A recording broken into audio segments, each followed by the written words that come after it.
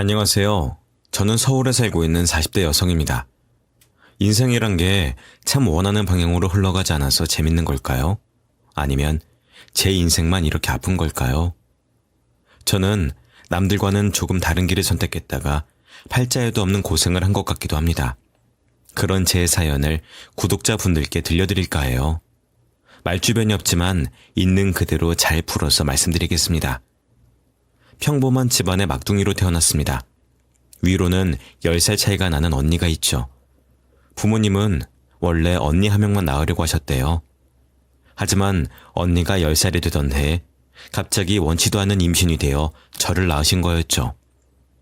그래도 막둥이로 크면서 부모님의 사랑은 정말 듬뿍 받고 자랐습니다. 그리고 저보다 10살이나 많은 언니가 너무 좋았는데 언니에게는 제가 너무 귀찮은 존재였었죠. 언니도 또래 친구랑 실컷 놀고 싶어 했는데 맞벌이인 부모님을 대신해 저를 돌봐야만 했습니다. 제가 초등학교에 입학하자 언니는 귀찮다며 저를 멀리 피하고 다녔어요. 그렇게 유년 시절을 보냈습니다. 그럼에도 불구하고 언니가 너무 좋아하던 저는 언니를 보며 다짐한 게 하나 있었죠. 바로 혼전순결인데요. 사실 언니는 고등학생 신분으로 임신을 했습니다. 이날은 똑똑히 기억하는데 집안이 그냥 발칵 뒤집혀서 온 가족이 울음소리로 집안이 가득했습니다. 무슨 일이 일어난 건지 모르지만 가족들이 우니까 저도 너무 슬픈 마음에 함께 울었었죠. 그리고 후에 알았습니다. 언니 뱃속에 생명이 자라고 있다는 걸 말이죠. 부모님은 결사 반대를 외치시고 수술을 원했지만 언니와 남자친구는 아이를 꼭 낳겠다고 했습니다. 부모님은 그런 언니가 밉다며 네가 원하는 대로 낳고 실컷 후회하라며 악담을 퍼부었죠. 집안 분위기는 점점 험악해지고 언니는 가출을 해버려 몇 개월 동안 얼굴도 보지 못했습니다. 그로부터 몇 개월 후 언니가 남산만해진 배를 손으로 받치고 짐가방을 들고 집으로 돌아왔죠. 남자친구란 사람이 막상 출산일이 다가오자 본인 인생이 불쌍하다며 언니와 아기를 버린 거였습니다.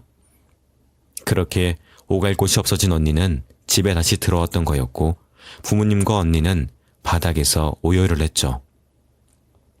결국 상황이 이렇게 되어버리니 부모님은 걱정 말라면서 아이 낳고 잘 살자고 말씀을 해주셨습니다. 부모님의 돌봄 아래 출산을 무사히 한 언니는 그 이후 완전 방황을 했죠. 조카는 거의 부모님이 돌봐야 했고 언니는 매일같이 밖으로 돌며 유흥을 즐겼습니다. 어린 제 눈에도 그런 언니가 너무 한심해 보였고 저희 친정엄마가 너무 안쓰러웠죠. 돈도 제대로 벌지 않고 일도 안 하고 매일같이 놀면서 본인 아이가 울면 시끄럽다는 언니였습니다. 그런 언니를 보며 전 다짐한 게 있었습니다. 절대 내가 책임질 수 있는 상황이 아니라면 아이는 갖지 않겠다는 것이었죠. 그것에 이어 혼전순결을 다짐했습니다. 아무에게나 제 몸을 허락하지도 않겠다고 말입니다. 태어날 생명을 위해서도 이게 맞다고 생각했고 무엇보다 저를 위해서도 이게 맞다고 생각을 했어요. 그렇지만 이성이 싫었던 것도 아니었고 평범한 연애는 하고 싶었습니다. 그러나 그건 어디까지나 제 입장이었고 생각이었을 뿐 저를 만나는 사람들은 생각이 달랐어요. 연애를 하다 자연스럽게 손도 잡고 포옹도 할 수 있죠. 그런데 혼전순결이라는 단어를 꺼내면 모두 기겁을 하며 그럼 연애를 왜 하냐고 물었습니다. 하도 이런 일이 많다 보니까 제가 잘못된 건가 싶은 생각도 들었어요. 참 많이 들었던 말들이 있었습니다. 요즘 세상에 누가 혼전순결을 해? 라든지 너 뭐 교회 다니니? 그래서 그래? 라고 묻더군요. 이뿐 아니라 솔직히 너도 궁금하지 않아? 말만 그렇게 하는 거 아냐? 내숭 떨지 마. 너도 원하지 않아? 라며 선 넘는 말들을 하며 혼전순결을 장난으로 받아들이는 남자들이 대다수였습니다. 제가 왜 이런 말들을 들어야 하는지 모르겠지만 그들과는 늘 이별이었습니다. 그리고 헤어짐의 이유는 모두 저를 지목했죠. 네가 그런 사상을 갖고 있으니 헤어질 수밖에 없다며 저를 비하하는 사람들도 많았습니다. 이렇게 상처를 받다 보니까 누군가를 만나는 게 두려워졌고 저는 쉽게 마음을 내주지도 못했어요. 그러던 중 한 사람을 만났습니다. 그게 바로 제 남편인데 시간 지나 상처를 받을 바에는 빨리 털어놓자 싶어서 처음부터 말했습니다. 사실 나 할 말이 있어. 매도 먼저 많은 심정으로 말할게. 나는 혼전 순결을 지키고 싶어. 그래서 결혼 전까진 그 누구와도 관계를 원치 않아. 그게 왜 매를 먼저 맞는 심정으로 할 말이야? 요즘 세상에 당신처럼 그런 마음으로 본인 몸을 소중히 여길 수 있는 사람 몇 없어. 이래서 내가 당신을 참 사랑했나 보다. 난 상관없어. 내가 당신을 좋아하는 거지. 오롯이 그걸 원해서 만나는 게 아니니까. 뭐? 정말이야? 정말 괜찮다는 거야? 나도 잘 지켜줄 테니까 걱정 마. 그리고 우린 결혼하게 될 거야. 난 그렇게 믿어. 남편은 그간 제가 만났던 사람들과는 완전 달랐습니다. 그럼에도 불구하고 제가 당한 게 하도 많아서 그래서 그런지 중간에 테스트를 해보긴 했어요. 나쁘다는 건 알지만 확신이 필요해서 어쩔 수 없다는 핑계로 했습니다. 정말 저를 지켜주려는 건지 상처 주던 사람들과 같은 호기심인지가 궁금했습니다. 그러나 남편은 정말 끝까지 저를 지켜주는 모습을 보여줬어요. 그 모습을 보자마자 아차 싶으면서 제 자신에게 너무 부끄러웠습니다. 어쩌면 피해의식에 찌들어서 제가 타인의 선심을 곱게 못 보고 있진 않았을까 싶었죠. 저를 색안경 끼고 보는 그들이 미웠는데 내가 색안경을 끼고 사람들을 보고 있다는 걸 알았습니다. 그 후로는 정말 온 마음을 다해 남편을 사랑했고 저희는 3년 동안 문제없이 연애를 했습니다. 주위에선 정말 3년 동안 혼전순결인 저를 지켜주는 남자친구에 대한 말들도 많았어요. 예를 들면 뒤에서 따로 뭔 짓 할지 모른다. 너무 믿지 마라. 큰 코 다친다. 라는 말들이나 혹시 모르지. 네가 아닌 다른 사람이 있을 수도 있지 않냐. 남자가 3년을 어떻게 참아 같은 말들을 들어야만 했습니다. 그들이 쉽게 뱉은 말에 상처를 받기도 했지만 남편의 진심을 확인한 후에는 흔들리지 않았습니다. 신뢰, 믿음으로 3년 동안 사랑했고 저희는 결혼을 하기로 했습니다. 한 번뿐인 결혼인데 너무 속상했던 게 하필 코로나랑 시기가 겹쳤어요. 그래서 미루고 또 미루고 날짜 잡는 게 쉽지 않았죠. 심지어 코로나 때문에 하객들이 식장에 오는 것도 꺼려하던 시기였던지라 초대하기도 죄송스러웠어요. 많은 고민을 한 끝에 조금 좋아지면 하자는 결론이 나왔고 시기를 보며 기다리고 있었습니다. 그러나 좋아질래야 좋아질 기미는 보이지 않았고 끝없던 기약에 저희는 조금 지쳤어요. 결국 남편이 먼저 결심한 듯 말을 했죠. 내가 생각을 해봤는데 코로나 이거 언제 좋아질지도 모르는데 마냥 식을 미루는 건 아닌 것 같아. 난 하루빨리 당신이랑 식 올리고 살고 싶거든. 우리 그냥 하자. 남들도 다 하는데 뭐 큰 문제 있겠어? 나도 요즘 따라 지쳐서 그래서 그런가 그런 생각이 자꾸 들긴 해. 그럴까? 그래, 사람들 다 못 와도 이해하고 그냥 그렇게 식 올리자, 응? 그래, 좋아. 전 남편과 대화를 한 끝에 식을 올리기로 결심을 했습니다. 늘 제 의견을 따라주는 남편이었지만 이렇게 가끔 보면 강단 있는 남편의 모습이 멋지기도 했네요. 드디어 미루고 미루던 결혼식을 올리게 되었고 저희는 신혼여행 일정도 다 잡아뒀습니다. 식을 앞두고 일주일 전에 살림을 합쳤는데 이때도 남편은 저를 지켜줬어요.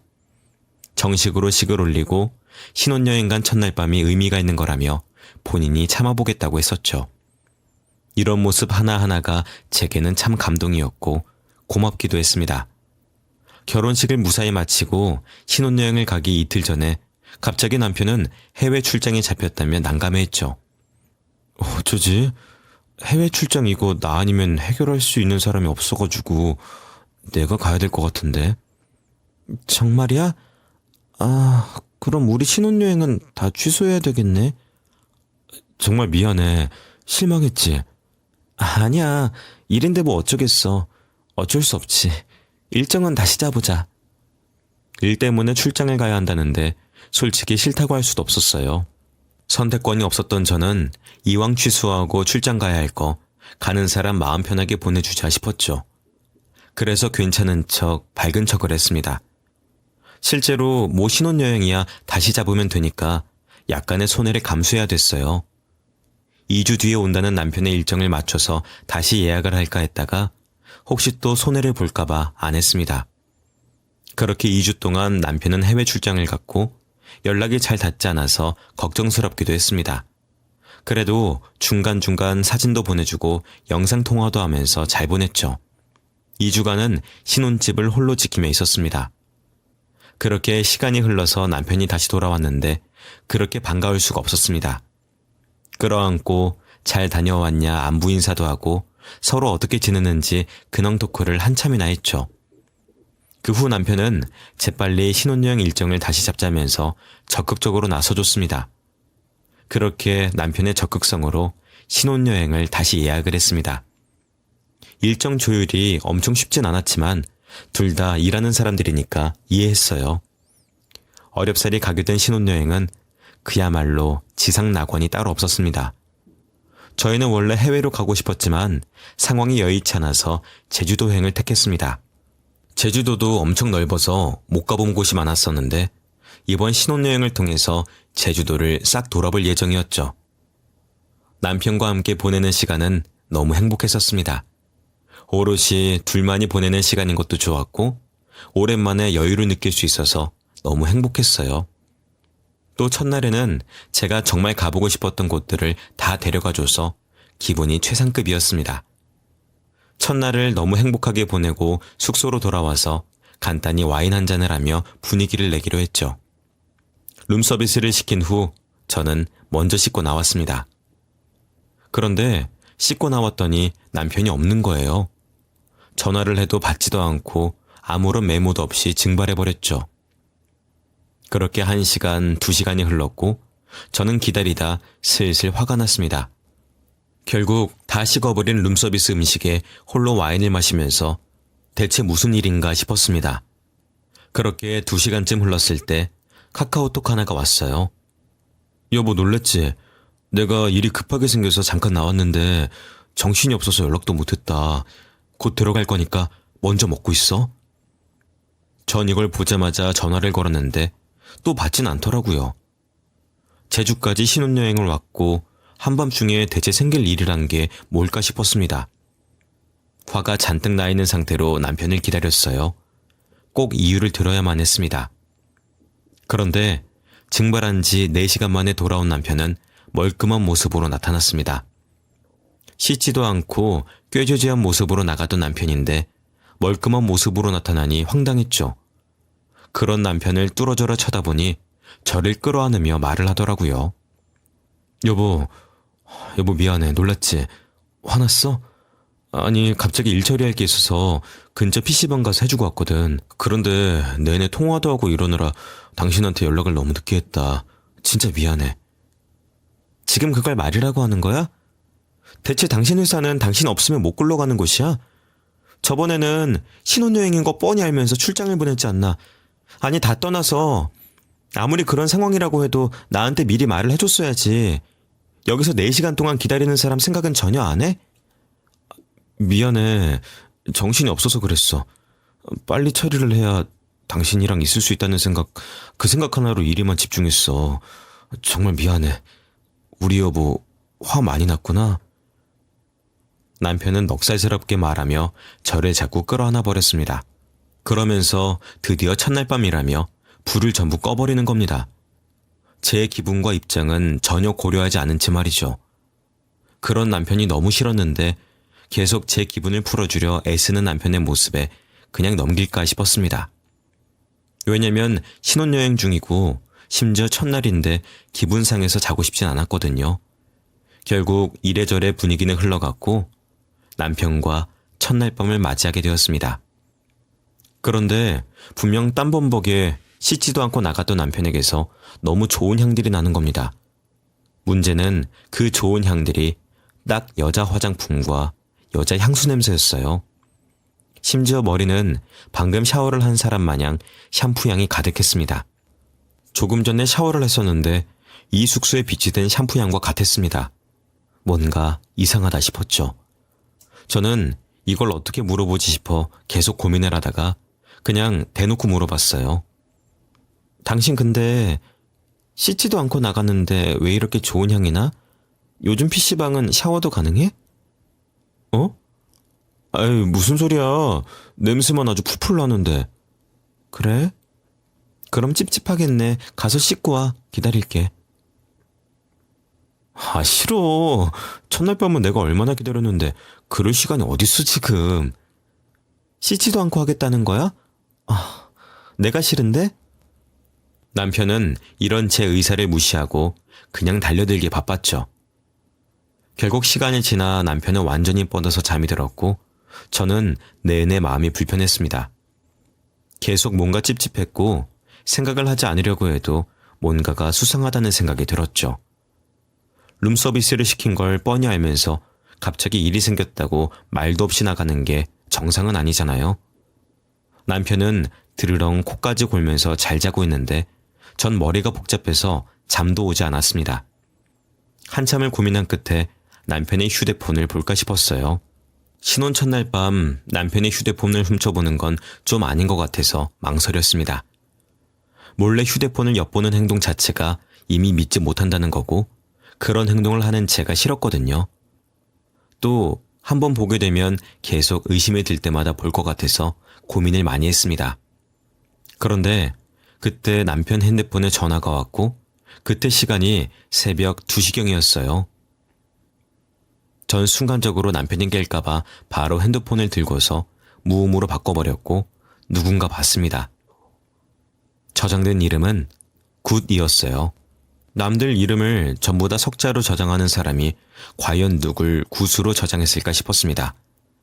뭔가 촉이 딱 와서 저는 테라스로 나가 전화를 받았습니다. 오빠, 지갑 놓고 갔어. 나름 신혼여행인데 지갑이 없으면 쓰나. 얼른 와서 가져가. 와이프는 뻗었어?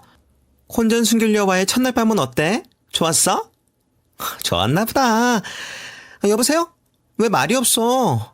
아무튼 얼른 내려와서 가져가. 나 잘 거야. 당신 누구야? 어딜 내려와? 어머? 오빠가 아니라 와이프였네? 아, 이러면 이제 끝이지. 뭐, 오빠는 자요? 당신 누구냐고? 어디야 지금? 내가 갈 테니까 만나. 언니, 진정해요.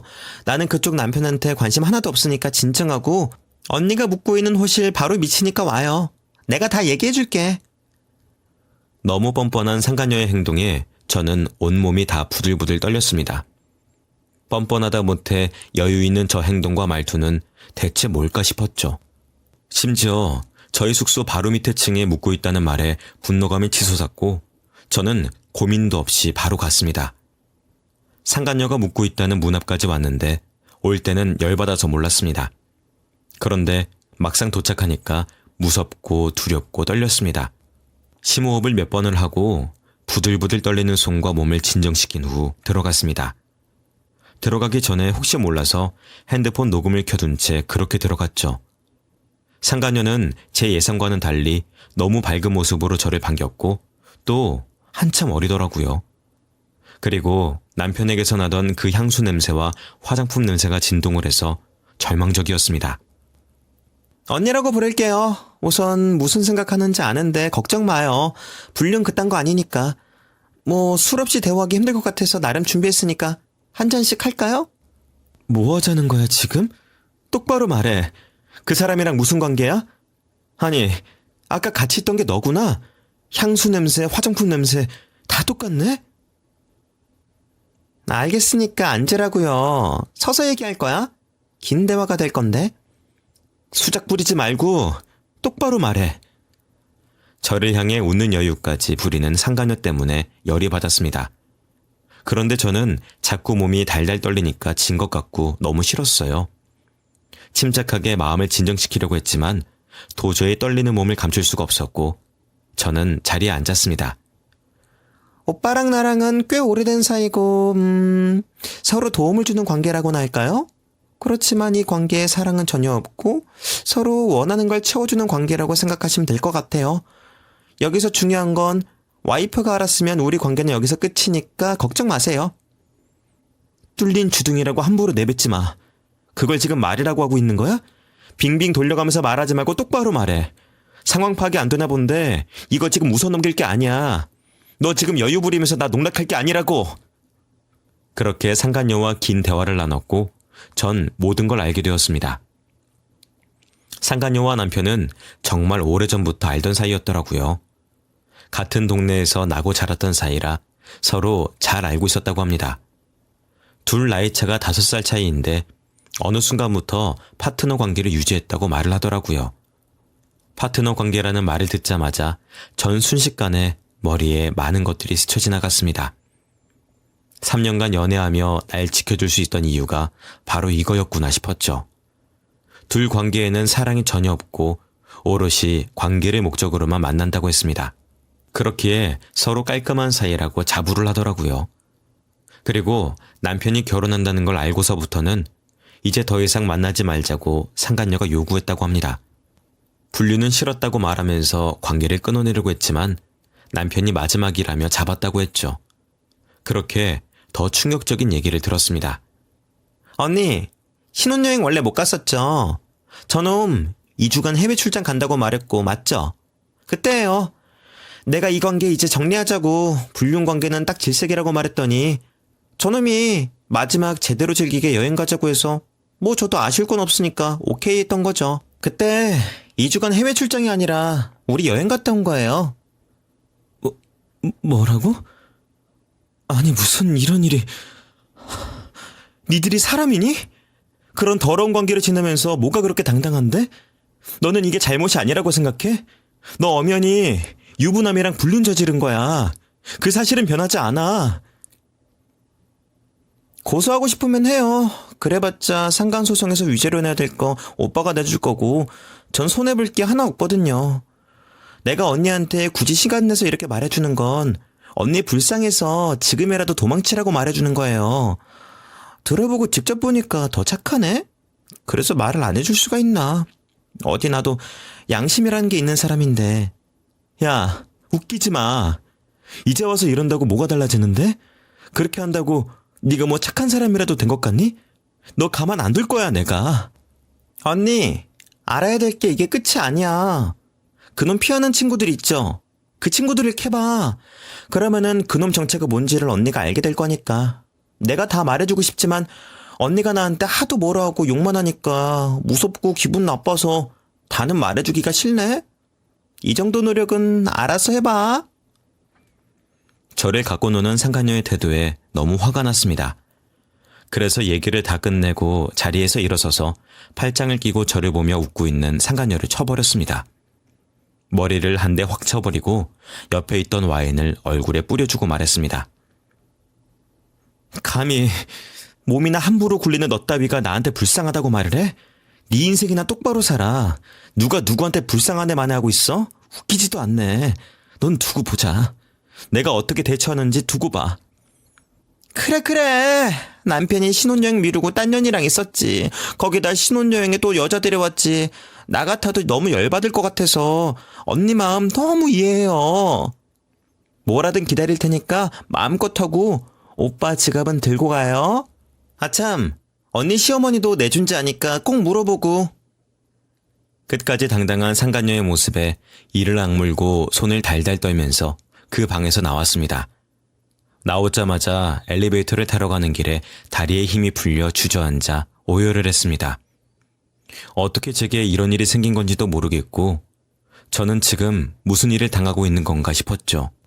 그렇게 한참을 울다가 진정하고 남편이 자빠져 자고 있는 곳으로 들어왔습니다. 여전히 잘 자고 있는 남편을 보는데 한 대 쥐어박아주고 싶더라고요. 이미 해가 뜨기 직전이었고 전 날밤을 새버렸습니다. 그러면서 상간녀들에게 들은 말들을 정리해봤어요. 하나 이상한 건 피하는 친구들을 캐보라는 말이었습니다. 실제로 남편과 데이트를 하다가 몇 번 친구들이라는 사람을 마주친 적이 있었어요. 그 친구들은 남편을 보며 아는 척을 했었지만 남편은 급하게 피했습니다. 그 이후에도 마주치면 친구들은 마치 남편을 모른 척해야지 하며 놀리는 느낌이었어요. 아무래도 이상해서 물어본 적은 있었습니다. 당신 친구들 아냐? 왜 자꾸 볼 때마다 피하는 거야? 누가? 쟤네들이? 내 친구들 아니야. 그런 소리 하지 마. 뭐야 갑자기 화를 내고 그래. 당신 친구들이라고 했었고 볼 때마다 일부러 약 올리듯 모른 척 해주는 느낌이라 그렇지. 뭐 안 좋은 사이였어? 글쎄 아니라고. 신경 쓰지 마. 남편에게 그 친구들의 존재를 물어보면 굉장히 날이 서서 날카롭게 말을 했습니다. 아는 사이가 맞는 것 같은데 뭘 저렇게까지 정색을 하며 아니라고 하는 건지 도무지 이해가 가지 않았죠.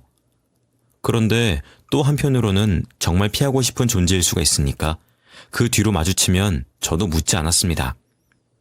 하지만 친구들을 캐보라는 상간녀의 말이 영 찝찝해서 도저히 그냥 넘길 수가 없었죠. 전 우선 친구들의 정체도 알아야 했고 시모도 이 사실을 안다는 게 무슨 말인지 파악해야 했습니다. 그래서 상간녀에게 부탁 아닌 부탁을 했습니다. 제가 모든 걸 알아낼 때까지 남편에게는 모른 척할 거니까 그쪽도 협조해달라고 말이죠. 비밀로 해달라는 말을 정말 들어줬고 상간녀는 남편에게 이 사실을 모른 척했습니다.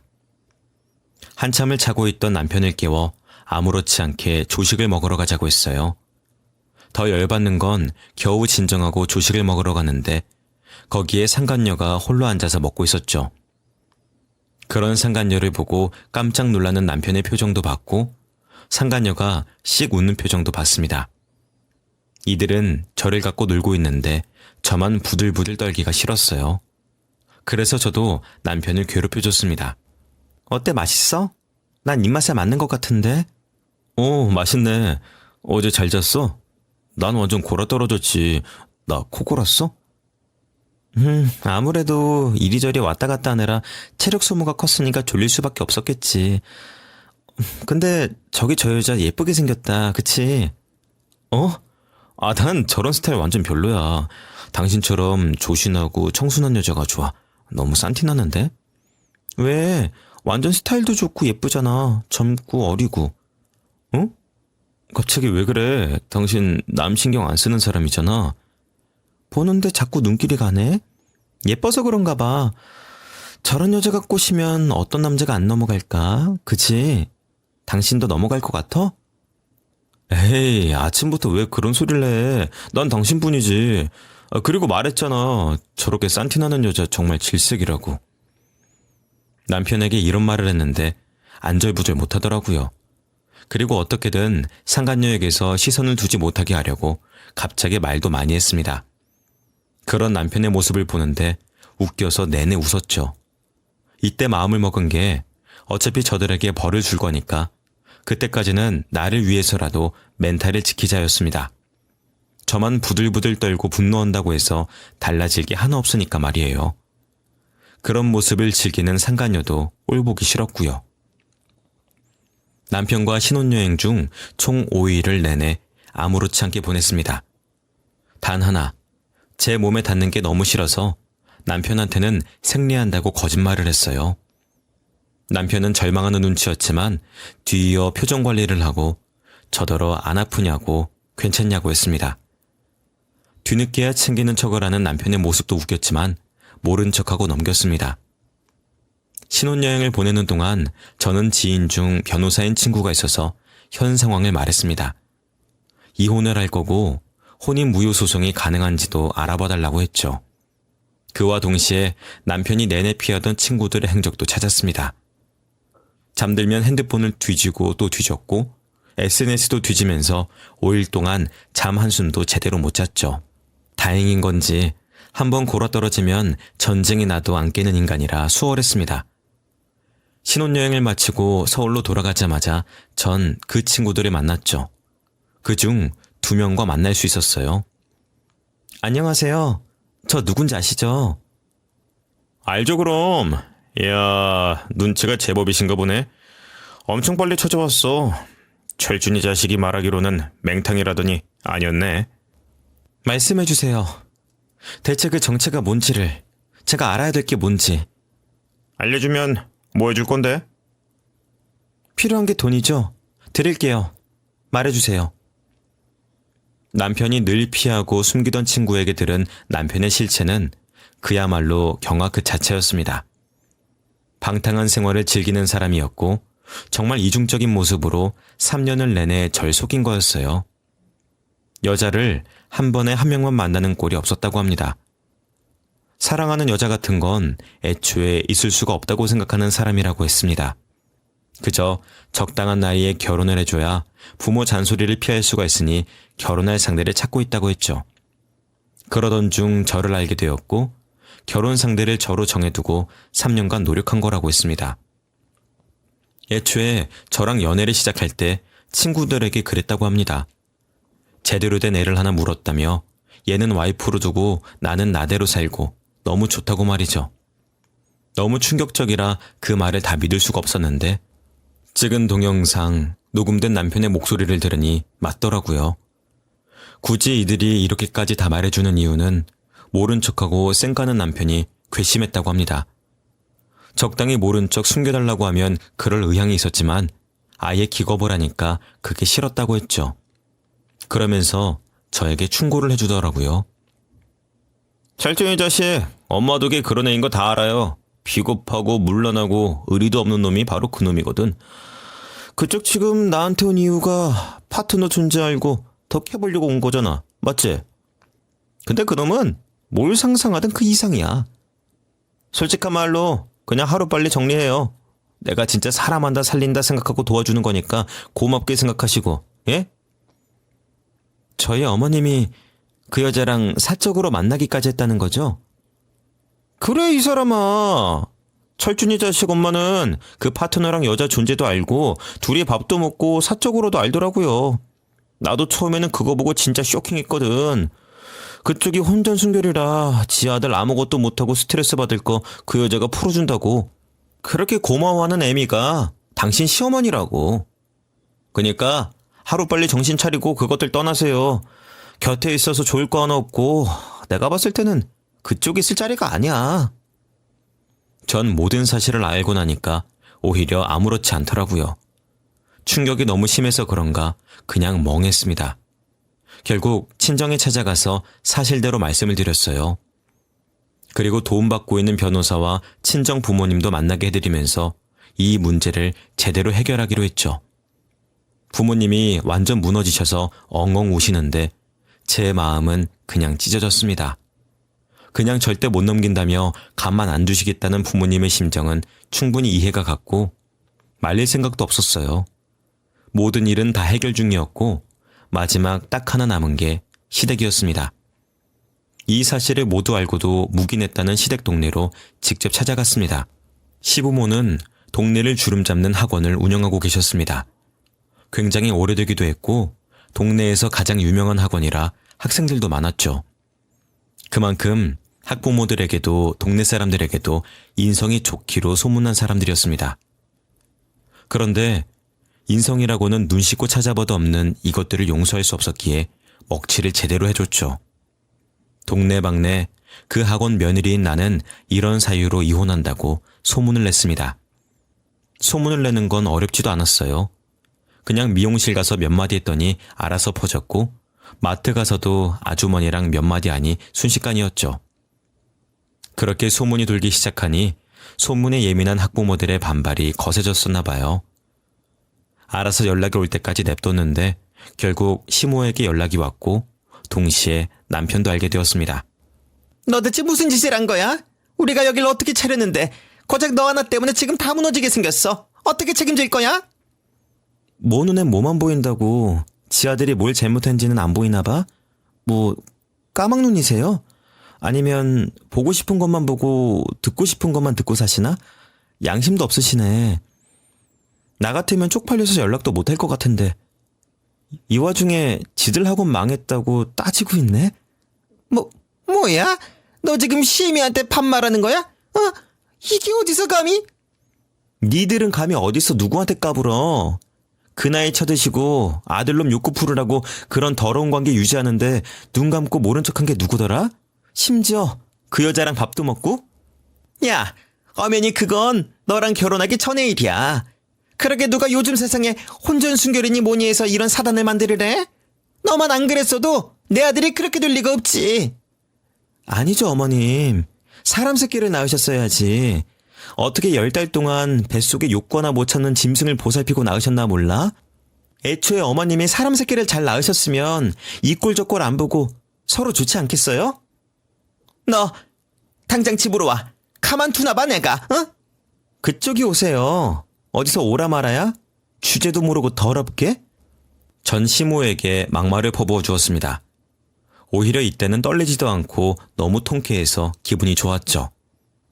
시모랑 전화를 끊고 나니 남편은 일하다 말고 온 건지 집으로 곧장 달려왔고 2차전이 시작되었습니다. 당신 뭐냐? 언제부터 알고 있었던 거야? 그걸 떠나서 알면서도 그럼 여태 연기를 한 거야? 소름 끼치네. 그래, 내가 잘못했지. 근데 애초에 당신이 혼전순기를 들먹이지만 않았어도 내가 딴 사람한테 한눈을 팔았을까? 이게 과연 내 잘못만 있는 걸까? 어? 사랑하는 사람 손잡고 싶고 안고 싶고 그거 다 똑같은데? 어떻게 참아? 그럼 날 만나지 말았어야지. 그렇게 지켜주네 뭐네 자신 있네 호언장담은 네가 다 했잖아. 그래놓고 이제 와서 왜 그랬냐고? 웃기지도 않네. 너도 그렇고 니네 애미도 그렇고 모자 건 게 아니랄까봐 말하는 수준이 둘이 똑같아 그냥. 다 참는데 우리 부모 건들지 마. 여기서 더 건들면 너 가만 안 둬? 네가 원하는 게 이혼일 거 아니야. 그럼 해줄게. 그니까 더 선 넘지 마. 내 앞에서 무릎 꿇고 빌어. 그리고 그 입 다물어. 명령은 내가 할 수 있는 거야. 너 따위가 감히 나한테 명령을 해? 넌 그냥 앞으로도 얼마나 재미있는 일들이 벌어지나 지켜보기나 해. 남편은 결국 폭발해서 제게 본 모습을 보였습니다. 저는 변호사 통해서 준비할 건 다 했기에 바로 혼인무효소송과 동시에 상간소송 등등 다 했습니다. 제가 할 수 있는 걸 모조리 해버렸죠. 그리고 안전하게 집도 이사를 해버렸어요. 끝날 때까지 끝난 게 아니라는 말이 있듯 아직 완벽하게 끝나지 않았던 상태였죠.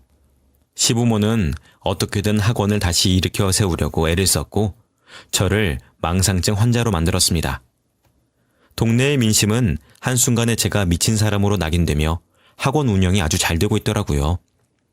그 꼴은 또 제가 배 아파서 못 보겠어서 팩트를 제대로 증거와 함께 알려주기로 했습니다. 전 시댁집이 있는 동네로 다시 가서 또 미용실, 마트 등등에 들려서 카카오톡으로 영상, 녹음본 등을 보내줬습니다. 이게 추후에 문제가 될 수 있다고 변호사분께서 말씀을 해주셨지만 벌금만 내고 말죠.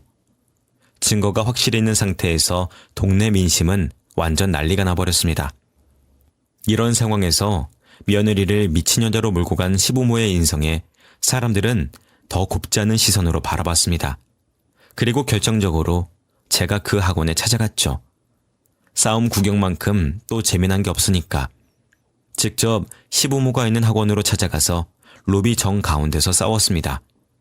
그때 학생들도 많았고 학부모들이 픽업 때문에 온 상태라 사람이 많이 있었죠. 그뿐 아니라 이리저리서 소문 듣고 온 동네 사람들까지 한가득 모였습니다. 아직도 뻔뻔하게 학원을 운영하고 있네? 그래 뭐 내가 생기니까 이해는 한다만 니들 같은 것들이 무슨 학생들한테 교육을 해? 뭘 가르칠 건데? 나중에 커서 꼭 욕구는 참지 말고 파트너를 둬라. 배우자는 모르게 바람을 펴라. 그러다 걸리면 오리발 제대로 빼라. 뭐 이런 거 가르치려나?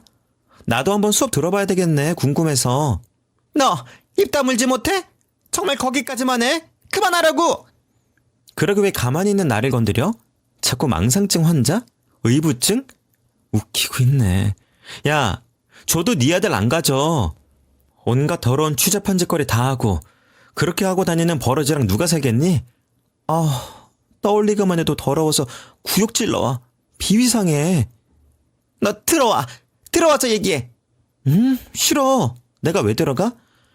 이제 당신네들 앞으로 고소장도 많이 올 거고 나한테 합의해달라고 싹싹 빌어야 될 테니까 무릎 관절 관리 잘하시고 나 같으면은 쪽팔려서라도 빨리 도망가겠는데 뭐 뻔뻔하게 잘 버텨보시던가. 전 그렇게 학원에서 시부모에게 많은 사람들 앞에서 제대로 망신을 줬습니다.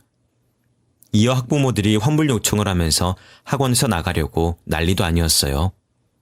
시간이 조금 더 지나 저는 보상을 제대로 받을 수가 있었고 혼인무효소송 역시 승소했습니다.